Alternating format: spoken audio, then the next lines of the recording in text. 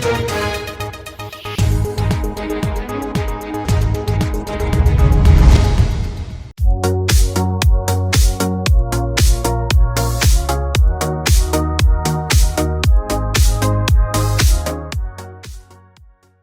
तस्करों का मनोबल इतना बढ़ गया है कि अब जंगल के साथ साथ नदियों को भी नहीं छोड़ रहे हैं। इससे न केवल पर्यावरण को हानि हो रही है बल्कि राजस्व की भी क्षति हो रही है। और जो जिम्मेवार हैं, जिन्हें कोयला चोरी पर रोक लगाने के लिए उस इलाके में जो कार्य कर रहे हैं, वो मौन साधे हुए हैं और उसी मौन का फायदा कोयला तस्कर उठा रहे हैं।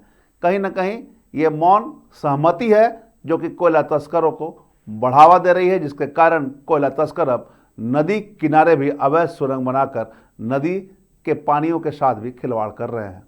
हम बात कर रहे हैं धनबाद के जमुनिया नदी का, जहां कर सुरंग बनाकर अवैध तरीके से कोयला तस्कर कोयला काटने में लगे हुए हैं। नमस्कार, मैं धीरेंद्र और आप देख रहे हैं मिरर मीडिया। शुक्रवार को वन विभाग ने बीसीसीएल के साथ संयुक्त कार्रवाई में जमुनिया नदी के किनारे नदी पुल के समीप अवैध ढंग से चल रहे दर्जनों भर अवैध मुहानों को जेसीबी मशीन से डोजरिंग कर बंद कर दिया है। इस दौरान टीम ने अवैध उत्खनन स्थल से 2 होंडा जनरेटर, 2 मोटर, सैकड़ों मीटर पाइप, तिरपाल, रस्सी सहित कई अन्य सामग्री को भी जब्त किया है। वहीं टीम द्वारा अवैध मुहाने की भराई के बाद कोयला तस्करों में भी हड़कंप मचा हुआ है।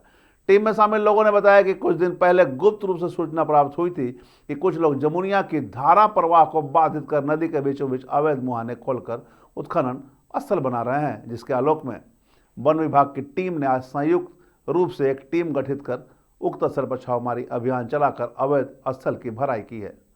उक्त अवैध धंधे में शामिल लोगों को चिन्हित कर उन पर आवश्यक कार्रवाई भी करने की तैयारी की जा रही है। वन विभाग के अधिकारी ए के मंजूर ने बताया कि यह कार्रवाई सूचना के आधार पर की गई है। इसमें संयुक्त रूप से कार्रवाई हुई है और जो लोग तस्कर इसमें शामिल हैं उनके खिलाफ कड़ी कार्रवाई करने की जरूरत है।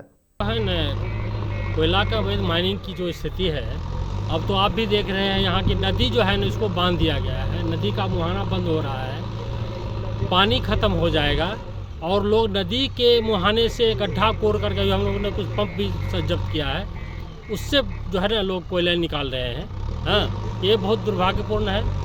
हम लोग अभी थाना वाले भी हैं और सीआईएसएफ के भी जवान आए हैं, बीसीसीएल का भी टीम है और फॉरेस्ट की भी टीम है। सभी मिलकर के हम लोग इसी कार्रवाई कर रहे हैं और कुछ जब्ती उब्ती हुआ है, उस पर हम लोग ये जब्ती और कार्रवाई कर रहे हैं। और देखते हैं, यह एक दिन की कार्रवाई नहीं है, इसमें तो लगातार हम लोगों को करना पड़ेगा ताकि हम लोग नदी का मुहाना खोल सकें कि यहाँ पानी निर्बाध रूप से चल सके।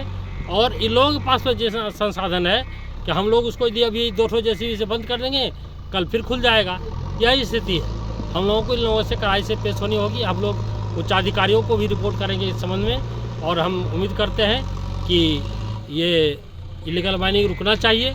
और साथ ही साथ यहाँ की जनता से भी, लोगों से भी ये मेरा रिक्वेस्ट है कि अरे भाई, कोई ऑफिसर आया वो चला जाएगा, हम भी चले जाएंगे, हमको इस नदी का पानी अभी यहाँ नहीं चाहिए। लेकिन आप तो यहीं रहेंगे, आपके बच्चे को पानी नहीं मिलेगा, आप लिख लीजिए।